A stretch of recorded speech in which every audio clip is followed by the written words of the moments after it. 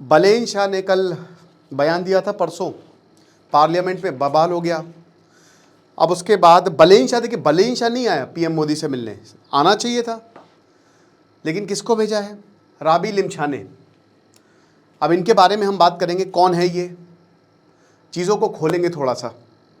आशा करता हूँ आप सब बहुत अच्छे होंगे। मेरा नाम है सिद्धांत अग्निहोत्री, स्टडी ग्लोस पे आपका बहुत बहुत स्वागत है। देखो, AI video creator superb skill है। 30 डे 30 स्किल में हम आपको बताएंगे कि किस तरीके से वीडियो क्रिएशन आप कर सकते हैं यूजिंग एआई। 12 जून से क्लास शुरू हो रही है। 900 का ये कोर्स है। डिस्क्रिप्शन कमेंट बॉक्स में लिंक है। और 6 जून तक अगर आप लेते तो आपको फ्री बुक भी मिलेगी। तो राबी लिमछाने की बात करते हैं। अगर देखिए इस समय क्या है ना कि पहले आप समझ लीजिए, 275 सीट्स हैं नेपाल का जो हाउस ऑफ रिप्रेजेंटेटिव्स है। 275 सीटों में से ये जो राष्ट्रीय स्वतंत्र पार्टी है इसकी 182 सीटें हैं। और ये जो राष्ट्रीय स्वतंत्र पार्टी है यही है बलेन शाह की, जो बलेन शाह ने अभी बनाई थी ना, यही है। फरवरी में इलेक्शन में जीत के आए, 182 सीटें मिली थी, प्रधानमंत्री होगी। तो इसके जो प्रेसिडेंट हैं वो है राबी लिमछाने। अब आप समझ रहे हैं कि कितनी इंपॉर्टेंट पोस्ट है। प्रधानमंत्री साहब नहीं आए, प्रेसिडेंट ये थे, लेकिन प्रधानमंत्री प्राइम मिनिस्टर कैंडिडेट जो थे वो बलेन शाह थे। यानी कि बलेन शाह की पार्टी का एक बहुत इंपॉर्टेंट मेंबर, कहते हैं सेकंड इन लाइन। अब आप ऐसे कह सकते हो कि जैसे अमित शाह अध्यक्ष थे, बट प्रधानमंत्री कौन है हमारे यहाँ? मोदी, बीजेपी के हैं दोनों। राबी लिमछाने की बात करते हैं तो ये पहले जर्नलिस्ट थे। अमेरिका की सिटीजनशिप को लेकर इन पर काफ़ी आरोप लगे। कोऑपरेटिव फ्रॉड की इन्होंने कुछ गड़बड़ झाला किया, उसको लेकर कंट्रोवर्सी हुई। बट क्योंकि पॉलिटिकल करियर है तो ये सब होता रहता है। बट एक एक्टिविस्ट के रूप में जाने जाते हैं, लोग इनको काफ़ी ज़्यादा पसंद करते हैं। काफ़ी स्वतंत्र पत्रकार थे ये, है ना, सरकार के खिलाफ जो है वो आवाज़ उठाते थे। और इन्होंने जब आरएसपी बनाई तो इन सब ने, तो ये प्रेसिडेंट बने और प्राइम मिनिस्टर कैंडिडेट बलेन शाह हुए। लेकिन बलेन शाह का टेन्योर विवादों से भरा रहा है। भारत को लेकर, जैसे ये बात सच है कि अमेरिका से काफ़ी करीबी रिश्ते थे, बट हमने बताया था कि देखेंगे जैसे जैसे चीज़ें आगे बढ़ती हैं वैसे वैसे देखेंगे कि क्या करते हैं ये। और अब इनके स्टैंड तो, मतलब इनके स्टैंड से तो ऐसे ही लग रहा है कि पीएम मोदी क्या, एक देखिए पीएम मोदी इनके पार्टी प्रेसिडेंट से मिले। अब आप ये देखिए, इन्होंने जो हमारे फॉरेन ऑफिस के रिप्रेजेंटेटिव थे उनसे मिलने से मना कर दिया था बलेन शाह ने, बट पीएम मोदी मिले हैं इनके पार्टी प्रेसिडेंट थे से। तो ये क्या दिखाता है? ये दिखाता है कि हम बातचीत करने के लिए तैयार है भैया, अपना ईगो अपने पास रखो। और बलेन शाह जो है वो क्या क्या बोल रहे हैं? वो ये बोल रहे हैं, पहले तो सेल्फ गोली कर लिया उन्होंने, ठीक है, कि खुद ही बोलने लगे कि यहाँ जो एनरोचमेंट हुआ है वो, उस पर मैंने कल आपको बताया था, हमारी ज़मीन जो हमने जो है वो भारत की ज़मीन पर एनरोच किया है। इससे पहले इन्होंने टैक्स लगा दिया, कस्टम ड्यूटी लगा दी। बहुत चीज़ें इन्होंने अच्छी भी की हैं, बहुत सारी चीज़ें इन्होंने अच्छी भी की हैं, लेकिन भारत को लेकर इनका स्टैंड जो है वो क्लियर नहीं है। और कल मैंने इसका इतिहास आपको बताया भी था, आखिरकार ऐसा क्यों है, वो जो काला पानी इशू है।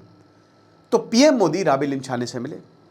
अब इंडिया नेपाल के रिश्ते बहुत इंपॉर्टेंट है, इंडिया नेपाल को नहीं खो सकता। सबसे इंपॉर्टेंट देश अगर भारत के लिए कोई है और नेपाल है।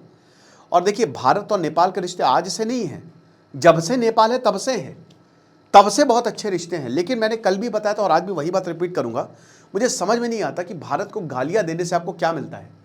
आपको कुछ अच्छा तो मिल नहीं रहा है। पहलगांव हमला पाकिस्तान ने करा है, सबको लात मार के बाहर निकाल दिया, सबको लात मार के बाहर निकाला।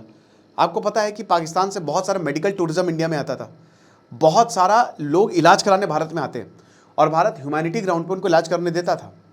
कम से कम अपने लोगों का ही सोच लेते कि उनका क्या होगा, लेकिन नहीं सोचना, कोई मतलब नहीं है। नेपाल के साथ भी हमारा ऐसे ही रिश्ता है, लेकिन हाल ही में जो उनके नेता हैं वो भारत के काफ़ी खिलाफ रहे हैं। भारत के साथ रहिए, भारत के साथ ग्रो करिए। अफगानिस्तान एक ऐसा देश है जिसने भारत के एहसान को माना है, इतना इन्वेस्टमेंट किया। भारत की वहाँ पे रणनीति आप देखिए, वहाँ पे हमने हमले नहीं किए, हमने किसी को दबाया नहीं, हमने सिर्फ इन्वेस्टमेंट किया, हमने लोगों का दिल जीता है, पीपल टू पीपल कॉन्टैक्ट। और यही नेपाल में भी हमने किया है। लेकिन नेपाल में जो पॉलिटिकल पार्टीज हैं वो लोगों को भारत के खिलाफ कर रही हैं, बिना बात के कर रही, कोई मतलब नहीं है। बल्कि उनके हर एक नेता भारत से पढ़े हैं, 90% नेता भारत से पढ़े हैं। तो भारत के साथ अच्छे रिश्ते होते हुए भी आप ग्रो करेंगे, ज्यादा ग्रो करेंगे, क्योंकि हम पड़ोसी हैं आपके मेरे भैया। चाइना नहीं है आपका पड़ोसी, और चाइना जैसा पड़ोसी आप नहीं चाहेंगे जिसने तिब्बत को बलपूर्वक अपने कब्जे में लिया था। भारत बहुत सारे देशों के साथ ऐसा कर सकता था, इंक्लूडिंग पाकिस्तान। आजादी के बाद भारत इन सारे देशों पर आक्रमण कर सकता था, भारत ने नहीं किया, चाइना ने किया। चाइना एक्सपैंड करता गया, लेकिन भारत ने इसलिए नहीं किया। और भारत ने यह भी बोला कि नेपाल, भूटान, इन सब पर हमला होगा तो हम आएंगे इनकी रक्षा के लिए। तो चाइना ने भी फुटप्रिंट अपने वही रोके, क्योंकि भारत की पॉलिसी रिविजनिस्ट रही ही नहीं है पीओके को छोड़ के। हम कभी ये कहते ही नहीं कि हमको अखंड भारत बनाना, ये भारत का ऑफिशियल पॉलिसी है। ये तो चलो मीडिया में चलाने के लिए या फिर राष्ट्रवाद भड़काने के लिए अखंड भारत अखंड भारत, अब नहीं हो सकता भाई, पॉलिसी नहीं हमारी ऑफिशियल, हमारा वो एम ही नहीं है। क्योंकि हमको पता है, आचार्य चाणक्य का देश है ये भाई, हमको पता है कि पॉलिटिक्स कैसे चलानी है, कैसे। लेकिन यहाँ पे हो क्या रहा है, आप देखिए कि नेपाल हमको कह रहा है, बलेन शाह जो है वो भारत को लेकर काफ़ी ज़्यादा आक्रामक है।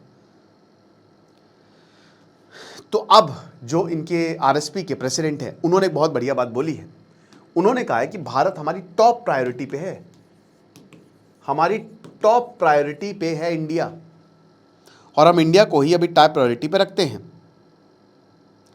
ये बड़ी बात है, क्योंकि आरएसपी के ही तो हैं बलेन शाह, यानी कि जो ये कह रहे हैं बलेन शाह का भी वही। और अगर बलेन शाह आते, पीएम मोदी और बलेन शाह मिलते तो ये बहुत बढ़िया रहता। इससे एक बहुत अच्छा जो है वो मैसेज जाता। और भारत ने हमेशा बलेन शाह से भी बोला है, केपी ओली से भी बोला है कि आप बैठ के सुलझाते हैं ना।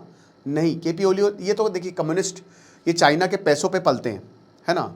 इनको गजब फंडिंग आती है, ये सब लॉबिंग चलती है, सब सीक्रेट एजेंट की तरह काम कर रहे हैं, पैसा फेंक रहे हैं, पैसा फेंको तमाशा देखो, एज सिंपल एज दैट। और भारत की नेबरहुड फर्स्ट पॉलिसी है, ये पहला कदम है, दिस इज स्टेप 1। क्योंकि पिछले 6-7 सालों से भारत और नेपाल के रिश्ते बहुत अच्छे नहीं रहे हैं, और बलेन शाह से को उम्मीद थी कि चलो, अब बलेन शाह ने बोला कि भैया हमको ना भारत के साथ जाना ना चाइना के साथ जाना, अकेला चलो रे। तो भारत ने उसका सम्मान किया, भारत ने बोला कोई बात नहीं। अगर एक बात बताइए कि भारत रोड बनाएगा, नेपाल को फायदा नहीं होगा?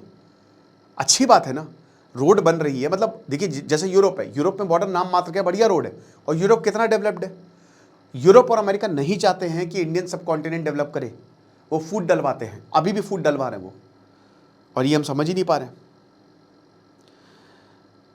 तो भारत ने बार बार इसको, जो भी नेपाल कहता है, भारत ने बोला कि फैक्ट्स और एविडेंस देख लीजिए सर, उसके बाद बात करिए, ठीक है।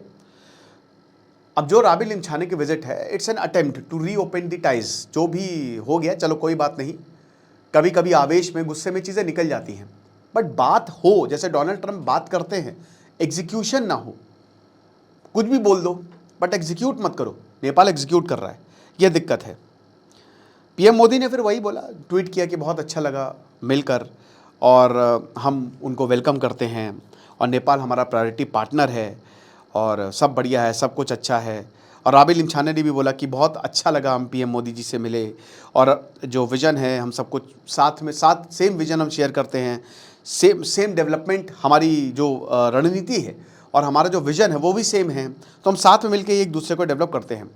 साथ ही साथ जो बीजेपी के चीफ है वो भी मिला, लिमछाने जो हैं। आरएसपी का डेलीगेशन आया था, मतलब आरएसपी पूरा अपने साथ पूरे कुनबे को लेकर आई थी। तो पहले जो नितिन नवीन है बीजेपी के प्रेसिडेंट, उससे मुलाकात हुई, उसके बाद ये पीएम मोदी से मिले। ओके, ये चीज़ है। अब दोस्तों ऐसा क्यों हुआ, मतलब आप ये सोच रहे होंगे, पहले मुझे लगा ऑपोजिशन पार्टी से मिले तो ये तो बहुत बड़ा कदम हो जाता, ये तो फिर वो आग में घी डालने का काम हो जाता कि बाप रे ऑपोजिशन पार्टी के लीडर्स, तो क्या भारत, फिर तो भैया ये होने लगता ना कि ओ माय गॉड, लगता है कि भारत कुछ पका रहा है, कुछ तो नेपाल में डिस्टेबलाइज करने की कोशिश कर रहा है। बट भारत, आरएसपी है ना जो पार्टी पावर में, उसी से ही जो है ये हमने किया है। तो द बिगर पिक्चर इज, सबसे पहले तो पब्लिक कॉन्फ्रंटेशन।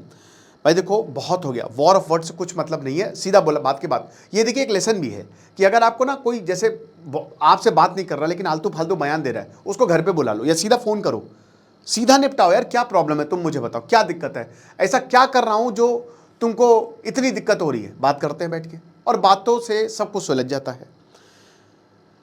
एक स्टेटमेंट को जो ओवरऑल रिलेशन है उससे सेपरेट करना। यह भी दिखाया गया है कि एक स्टेटमेंट का मतलब ये नहीं है कि रिलेशंस खराब है, क्योंकि याद रखिए कि नेपाल अगर कुछ भी करेगा तो उसका फ़ायदा चाइना उठाएगा, अमेरिका उठाएगा, पाकिस्तान उठाएगा। और कम्युनिकेशन चैनल हमेशा से ओपन रहे हैं, ओपन थे। नेपाल, आप हमारे भाई हैं, आप आइए, गले मिलिए, साथ में बैठते हैं, काम करते हैं, एज सिंपल एज दैट। और आउटसाइड इन्वॉल्वमेंट, जैसे भारत को इस पर सख्त आपत्ति है। भले ही शाह बार बार बोलते हैं कि यूके को बुलाओ, चाइना को बुलाओ, भारत ने बोला ना, जो भी इशू है बायलैटरली सॉल्व होंगे, दोनों भाई हैं ना, दो भाई दोनों तबाही, मिलके सॉल्व करते हैं। तो ये चीज़ है। बाकी आपको क्या लगता है आप मुझे कमेंट बॉक्स में ज़रूर बताइएगा। खुश रहिए, पढ़ते रहिए। दिस इज सिद्धांत अग्निहोत्री साइनिंग ऑफ।